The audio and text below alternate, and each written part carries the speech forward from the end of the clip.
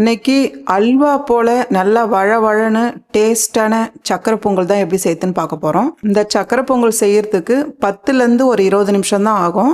வாங்க எப்படி செய்யுதுன்னு பார்க்கலாம். பாருங்க, நான் ஒரு கப்பு பச்சரிசி எடுத்திருக்கேன். பாருங்கம்மா, அரிசி நல்லா 3 தண்ணி விட்டு கழுவிட்டோம். 1 கப்பு அரிசி சேர்த்துருக்கேன். அதுக்கு 3 கப்பு தண்ணி.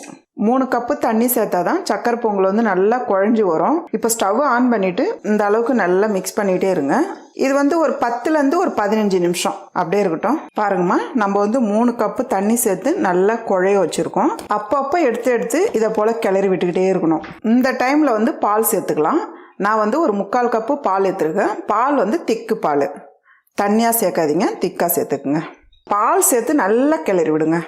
பால் சேர்த்ததுக்கப்புறம் நீங்கள் கிளறி விட்டுக்கிட்டே இருக்கணும். அப்படியே ஒரு 2 நிமிஷம் கூட அப்படியே விடக்கூடாது, டக்குன்னு அடி பிடிக்கும்.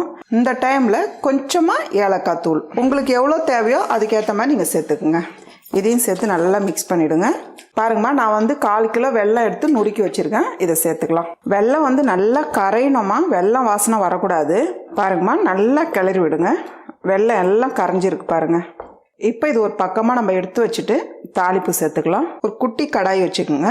ஒரு 2.5 ஸ்பூன் அளவுக்கு நெய் சேர்த்துக்கலாம். கொஞ்ச நேரம் நல்லா நெய் சூடாகட்டும். பாருங்கம்மா, நெய் சூடானதும் தேவையான அளவு முந்திரி சேர்த்துக்கலாம். முந்திரி சேர்த்து கொஞ்ச நேரம் நல்லா செவந்து வரட்டும். இந்த அளவுக்கு செவந்து வர டைமில் கூடவே திராட்சை தேவையான அளவு சேர்த்துக்கலாம். இதை போல் நல்லா உப்பி வரணும்.